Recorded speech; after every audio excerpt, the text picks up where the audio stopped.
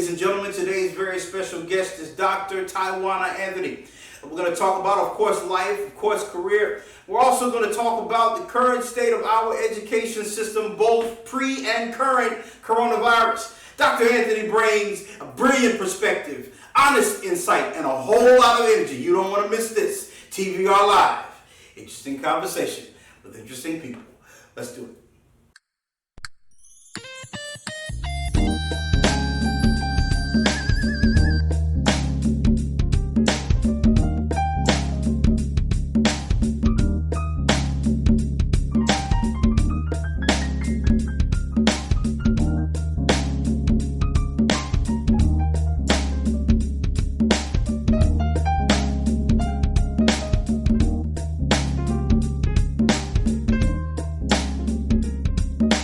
Ladies and gentlemen, welcome to the show. Our very special guest today is Dr. TAIWANNA Anthony. We're going to talk about life and career and a few other things. We've been threatening to tell jokes for a while. We might finally do it today. So let's get right into it. Welcome to the show. Thank you very much, Ms. TAIWANNA, for being involved today. Thank you. Thank you for having me. Okay, let's get right into it. Ms. TAIWANNA, who is Dr. TAIWANNA Anthony?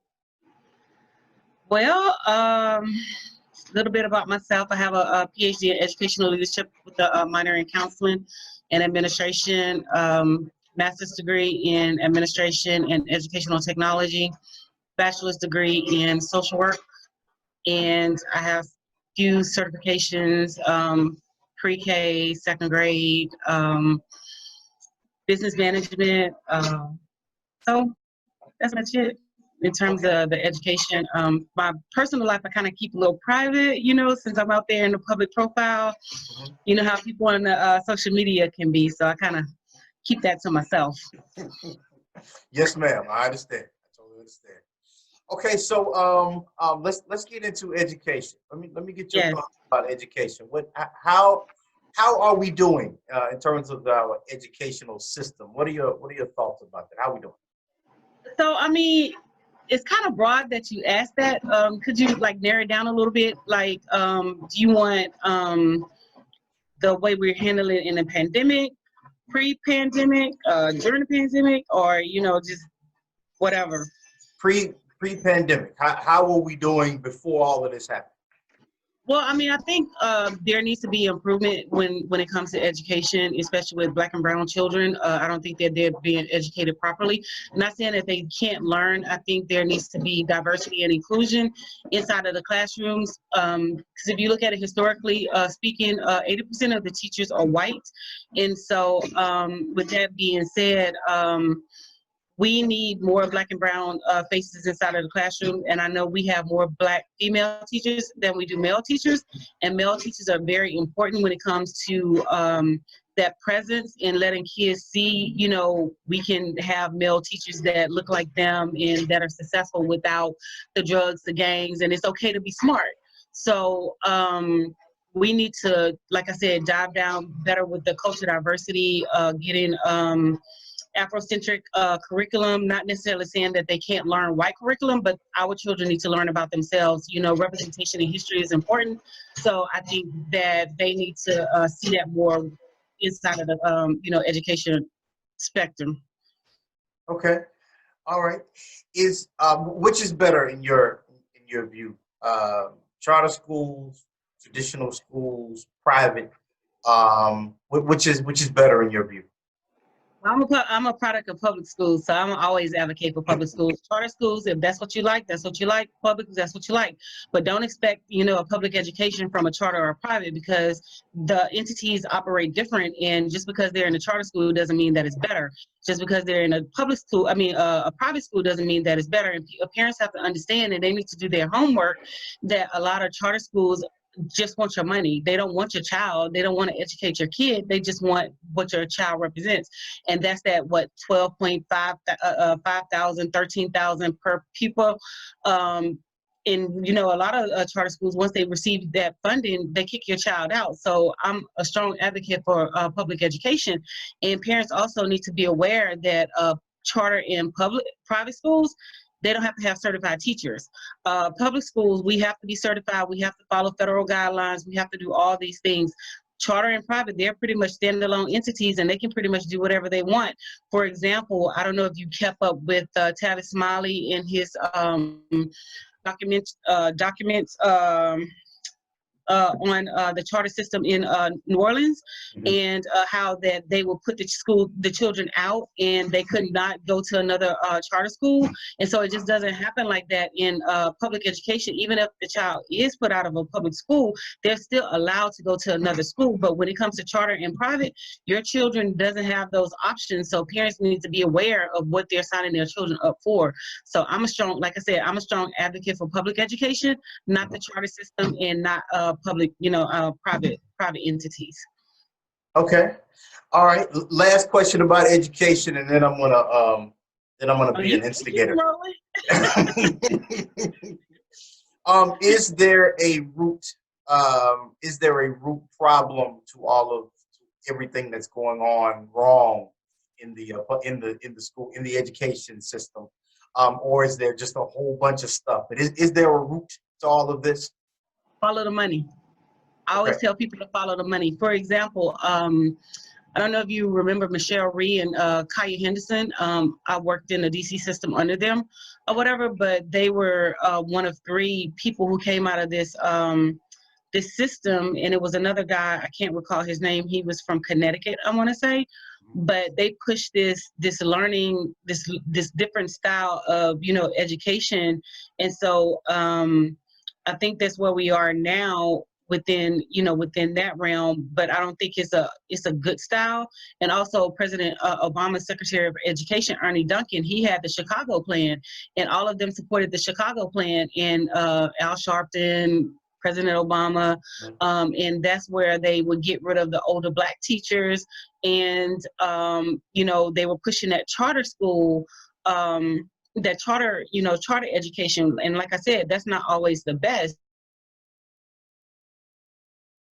or whatever, but when you have like places like Baltimore, DC, with high populations of African American teachers, they went in and they basically gutted out the system with the Black teachers. And so even when they did, the system failed. And so nowadays you have like young white people who come from TFA, Teach for America, who is getting trained for like 6 weeks and going into the classroom, and they're saying that they're highly qualified to teach, which that's inaccurate, because it takes a regular teacher 4 years plus the practicum, and they're getting in 6 weeks and saying that they do it. And I know firsthand that when they came into the school system, they told them not to align with the veteran teachers like myself, and pretty much stay to themselves, and the kids ate them alive. So we used to take bets how long they would stay. Would they last a day, a week, a month? And that was our going thing among the veteran teachers, because we knew that they couldn't handle it, and they were ill prepared for the whole educational sector. Now, the ones that actually align with the veteran teachers and actually learn how to teach, they were very successful, and they actually made it through. But the other ones who listened to the administrators over at the TFA, they fail tremendously. And see, the problem that I have with that is you have a lot of schools with a lot of brown and Black children who have first-year teachers, who have teachers who are not qualified to even teach them. And so our children are getting left behind, and our children are getting pushed further and further behind because they don't have a quality teacher to earn that quality education. Okay. Wow. That seems like a lot to unravel. So here's my question. If we put you in charge of the whole thing right now, whatever that position is, whatever that title is called, if you were the one that we put in charge of the whole thing right now, what's the first 3 things you would do? First, I would look at the statistics and the data, because the data doesn't lie. So you need to look at that in terms of like test scores and where the children are not successful at. You also need to look at the retention rate of teachers and how fast they're leaving the systems and why they're leaving the systems. And then you have to try to start to fix those problems, because 9 times out of 10, teachers don't leave jobs, they leave toxic situations. So if you have a toxic administrator who's not supporting a new teacher, then that teacher is not willing to stay when they can go out corporate America or anywhere else and get a job with less stress and things like that. So that's the first things that I would do. Okay. Okay. So our teachers, how are they being? I know this is a broad question, but from your experience, how are teachers being treated? Teachers are really being bullied, to be honest with you. And take myself, for example, I have a compromised immune system. So if they were to tell me that I had to go back into the school system, I couldn't go back into the school system.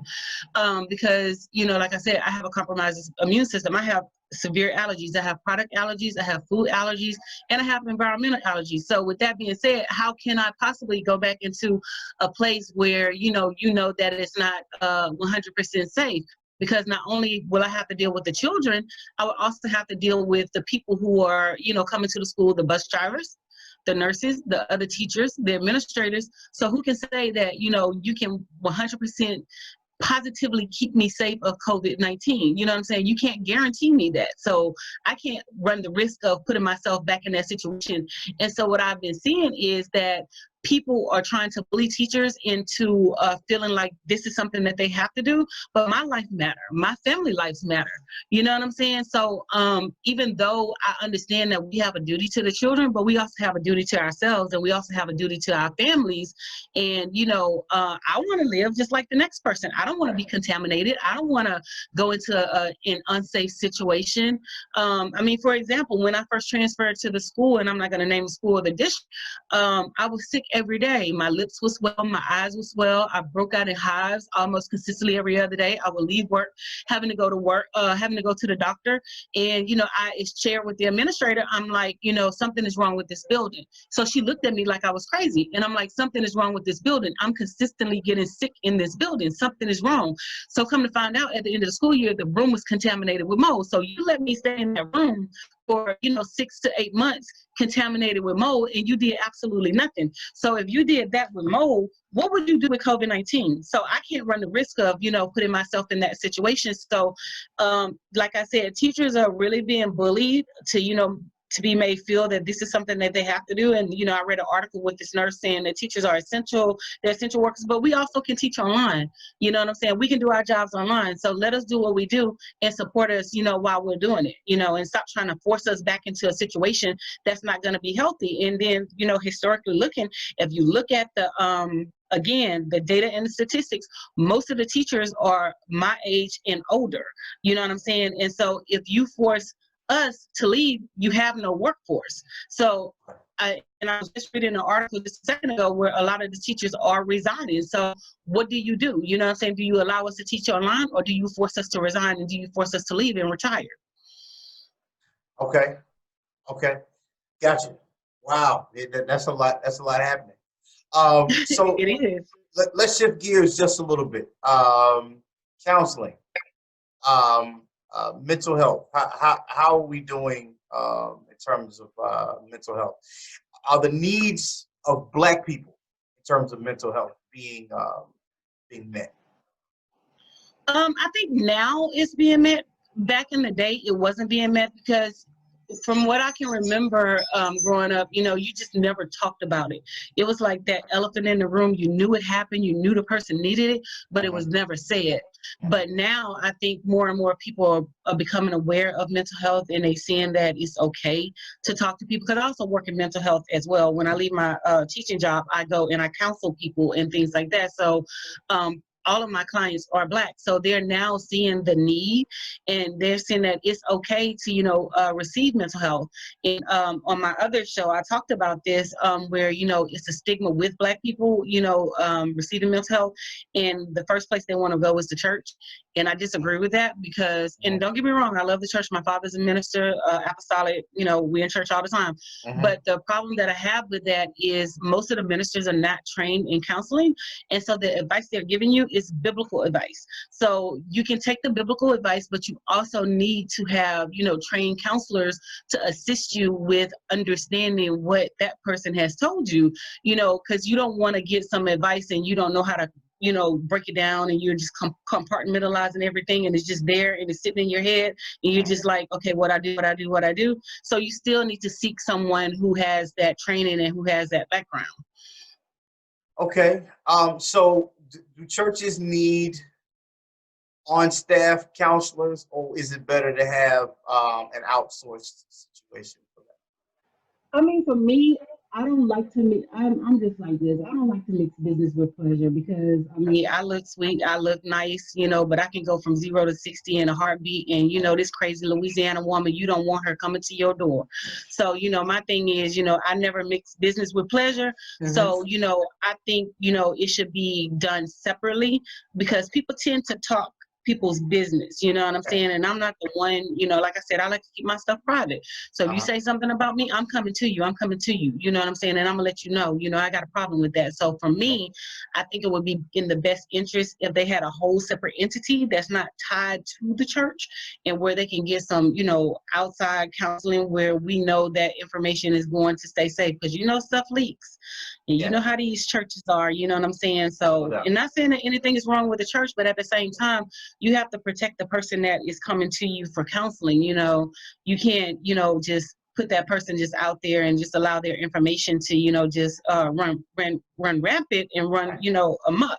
Right. So yeah, I think it should be separate. Okay. All right. So I was in a conversation with someone the other day, and someone brought up something that I'd never considered. And so I want to ask a counselor this.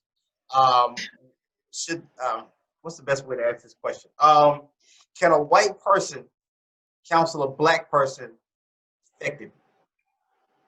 Well, it depends. I don't think a white person can counsel a black person on black issues, but I think a white person can counsel a person if they're having just general issues. You know what I'm saying? If you're having just general mental issues, then that's something different from having mental issues that pertain to black things. Because I don't think a white person can counsel a black person on those things because they've never had the experience. So how can they, counsel someone on, receiving racism? Because 9 times out of 10, they don't see racism. They don't see that we experience racism. So they would have a problem with understanding how we see, things being racist. So, you can't see that unless you've experienced, and there's no such thing as reverse racism as they try to claim, oh, I'm being racist or somebody's being racist against me because it's reverse racism. No, that's bullshit. That's something that they made up, with their white fragility and things like that. And no, I'm not racist or anything, but I'm just speaking facts and I'm just speaking truth, but at the same time, like I said, I just don't feel like that, they can counsel people on black issues. Because for example, how can you counsel me on me being a black woman? Honestly, please. How can she? How can he? You can't. You know what I'm saying? Because for the simple reason is you already think that we're loud, and most of us are, especially Southern Louisiana, Southern women, we are loud, and that's what we do. And most of you think that, we're dominant, which we are. Most of you think that we're aggressive and we're combative and things like that. And most black women are aggressive. We've earned the right to be aggressive. But you've never walked in my shoes. So how can you say, don't do this and don't do that? Because you've never been a black woman. You can't be a black woman, no matter how hard you try, no matter how much Botox you get, no matter how much booty injections you get, and no matter how many BBLs you get. You can never be a black woman. So how can you counsel me? You can't. Right. Gotcha. I'm just Okay. keeping it real. Yes, ma'am. I'm just keeping it real. So I can't counsel a white woman on her being white. You know what I'm saying? Understood. So education and counseling, those are major areas in the human experience. So how did you land in those areas? How did you decide that you wanted to be in those? Man, let me tell you something. It must be God, because I promise you, I never in life wanted to be a teacher. I never in life wanted to be a counselor. But God has a funny way of doing things. And when you're destined for something, you automatically fall up in those roles. Because like I said, my undergrad degree was in social work. I just knew I was going to be social worker, MSW, PhD in that or whatever. And it didn't happen that way. I was totally twisted out of, social work and turned all the way around into education. And I've been there ever since. So, yeah. So, God. Okay. All right. So for anyone who is kind of on that same path, how would you encourage them in their beginning stages of that particular journey? Well, I just tell people, you have to listen to your inner self, and God talks to you sometimes through your dreams and through that little voice in your head and things like that. And when you hear that little voice, telling you, go this way, and you go the opposite way, and you said I should have done this and I should have listened. Listen to Mhm. that voice. You know what I'm saying? Because a lot of us, we typically want to do what we want to do instead of walking in God's path. And it's not going to happen like that. We have to walk in God's path. And when we learn how to align ourselves and walk in God's path, then the stars and everything will start aligning for you. So you just got to listen to that inner voice and talk to God. Okay. All right. So it is more than obvious that you are a spiritually grounded individual. And so, how do you balance relationship with the Most High and your career? How do you balance those two worlds? I'm gonna just tell you like this: if I put Tupac in, you better watch out. You know what I'm saying? So I have to pray. I have to pray Okay. every day. Hmm. I have to pray every day that God keeps me and keeps me sane and keeps me, and help me deal with the people that I deal with, because I can get fly at the mouth and I can be flipped. You know what I'm Okay. saying? And like I said, I can be very aggressive. I have brothers. I have older brothers. I don't have older sisters. So I learned how to fight before I learned how to be a girl. Okay. So, like I said, with me, I gotta pray every day. You know what I'm saying? If I skip that day and I put that Tupac in, you better watch out, cause I'm Hmm. coming. You know what I'm saying? So it's just, keeping them prayers and staying prayed up. I have to pray throughout the day. You know what I'm saying? I have to take the moments, go sit outside in my car, turn that gospel music on, and just have that moment and that one-on-one with God. Cause dealing with people, and especially adults, they'll take you there sometimes. You know what I'm saying? And I'm trying to learn in my 40 years of being here, 40 plus years of being here. I'm trying to learn how to deal with that, because that 20-year-old me Hmm. wouldn't take that time. She wouldn't reflect. She wouldn't, go out there and have those conversations with God and, things like that. So, I'm a work in progress. I'm not perfect. I'm not all the way there. Sometimes, I run up and I'm in folks' faces, but, Hmm. at the same time, the older me who's getting, more mature is trying to take that step back and, just have those conversations with God and just, pray about it before I act. So, yeah. Okay. Okay. Understood. Understood. Okay. So let's fast forward a little bit to November, Yes. and let's assume that you're the one that gets elected as the next president of the United States of America. Oh Lord, they don't want me as the president. What, What's the first thing I'm gonna do? what would be the first three things you'd like to get done as soon Oh, as you get into office? issue arrest warrants for the Trump administration. Number one, hands down. Okay. Pretty much fire everybody that he hired and hire some sensible people. Reenact the pandemic team because we need it, and basically consult with the previous administration, not Trump administration, the Obama administration, Okay. about things that they had already put in place. The handbook had already been written. All he had to do was follow it, but pretty much get that handbook and just start, implementing change. Start, saving the American people, putting money back into their pockets, not the corporations. Because my thing is, out of what the last 3, 4, 5 presidencies, we bailed out the corporations. So why are we still bailing out the corporations instead of bailing out the American people with our own taxpayers' money? So, that's pretty much what I would do. Okay. All right. So a couple more things before I let you go. First, we're gonna do a Yes. little bit of word association. I say a word, say the first thing that pops in your head. Don't even Oh think my about it. Just let it fly out. All right. First thing, country, Disaster. church, Amazing. father, I didn't hear you say it again. father, Um, Beautiful. Most high. Respected. mother, Lovely. Gracious. corruption, Donald Trump. children. Don't want none. Okay. Preachers. I have a lot of them in my family. Okay. All right. Money. Striving to get it. All right. Author. Myself. Okay. Sky. Beautiful, Okay. clean, Okay. serene, All right. Last one. Water. peaceful. Okay. All right. So before I let you go, do you have anything that you wanna promote? Well, I have my book. I have some more books. It's called At the Gator Park. I write children's books, and it's on Amazon, and you can look it up at the Gator Park.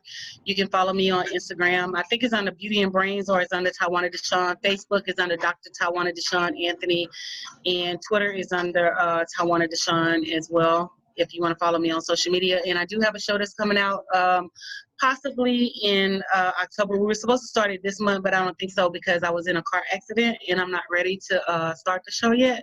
Okay. So possibly next month. So I can keep you posted on that. Yes, ma'am. Please do. Absolutely. Well, that's all we have for today. Thank you very, very much. I really appreciate your time. Not a problem. Thank you. Make sure you send me the link so I can post it. I certainly will. Yes, ma'am. Have a good day. Thank you. Yes, ma'am. Bye. Bye-bye.